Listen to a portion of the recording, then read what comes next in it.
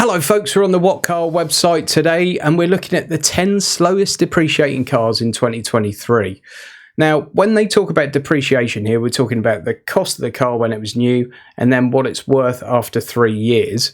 And they're looking at 3-year-old cars with 36,000 miles on the clock, and it's their predicted trade-in value.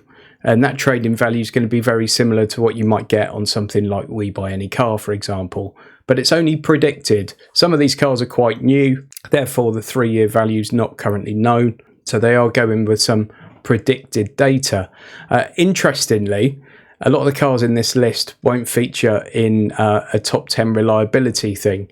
And it just shows how demand for certain cars has got absolutely nothing to do with necessarily how good a car it is or how reliable it is. So watch with interest. This article, by the way, is by Darren Moss, and I'm going to put a link to it in the video description. So, number 10 is the VW Multivan. I mean, VW vans always hold their value really well, don't they?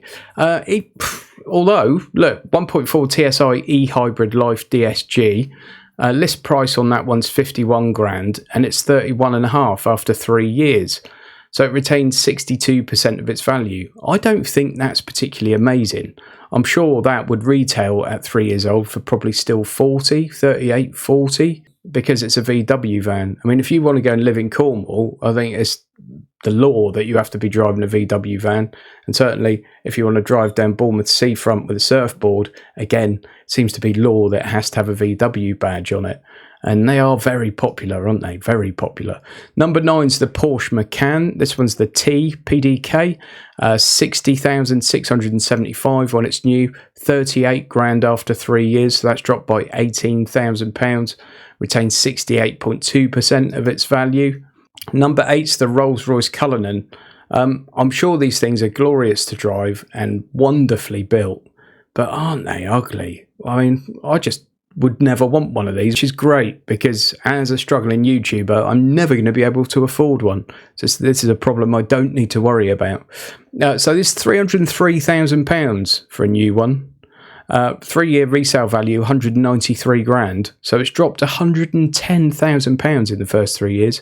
However, it still retains 63.7% of its value. Number 11 is the 911 Cabriolet. This one's the Carrera PDK, 110 grand new for one of those, 70 grand after 3 years. So that's dropped by £39,000, retains 64% of its value. Slightly surprised by that because the soft top Porsches I never feel are as popular as the hard tops. So you think that would make it drop its value a bit quicker? Interesting. Next, we've got another Volkswagen van, and it's the California, which is obviously the camper type van. These are particularly sought after and particularly expensive to get new. This is the 2-litre TDI beach camper, list price £62,562. 3-year resale value £40,000. Price drop of 22.5 grand. 64% of the value has been retained. Another everyday car at number 5 is the Mercedes G-Class, the G400D AMG Line Premium Plus, £131,000 for that thing, brand new. 36,000 miles and 3 years later, it's worth 85 grand.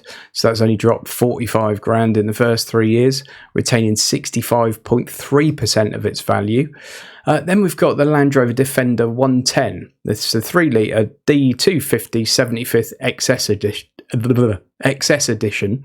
£66,280 new, £43,825 after 3 years. There's a price drop of 22.5 grand and it retains 66% of its value. Now, you know how people always used to say about Audi drivers and BMW drivers, you know, driving in a slightly obnoxious way? I think the driver of the new Land Rover Defender is that person. There are a couple around where I live and the people in them drive like absolute bellends. They're usually on the wrong side of the road, won't let anyone through. It seems to be a bit of a puff out your chest, point at space and go for it. Let me know your thoughts. Have you noticed a similar trend where you live? Number 3 is the Land Rover Discovery Sport, which on just about every reliability survey you'll see, it'll be in the top 3 for the most unreliable. This is the P250R Dynamic HSE, 85.5 grand for a new one of those, £58,000 after 3 years, 69.2% of its value retained. So that holds its value reasonably well for such a beast, does it not? Number 2 is the Porsche Cayenne Coupe. This is a really puzzling one to me. The Cayenne's one thing, but a Cayenne Coupe, I just personally don't understand SUV coupes. I don't know why you want an SUV coupe. You either want a coupe or an SUV, surely. Maybe this retains its value well because Porsche sell like 12 of them a year and therefore they're quite rare. Maybe not, I could be wrong. This is the Platinum Edition Tiptronic S, 84.5 grand is the list price, 58,475 after 3 years, retains 69% of its value. And then finally, the winner is the Lamborghini Urus. Again, I wouldn't like one of these, but it's not a problem I need to worry about because I'll never be able to afford one. 4-litre T FSI V8, 185 grand up front. Resale value 135,800, so it retains 73% of its value. It's only dropped 50 grand in the first 3 years. I suppose if you're in the market for that kind of car, you're not going to be bothered by the 50 grand and you might just buy another new one anyway. But if you're looking for a car that holds its value well, folks, go and buy a Lamborghini Urus. There we go, a bit of an odd one because there aren't really too many normal cars in there at all. But there we go, I've just made that video and you've just watched it. That's 5 minutes of your life you're not getting back, I'm afraid. Hope you enjoyed it anyway, folks. Please leave a comment, subscribe if you haven't already done so, and for the love of God, give us a thumbs up and I'll catch you on the next one.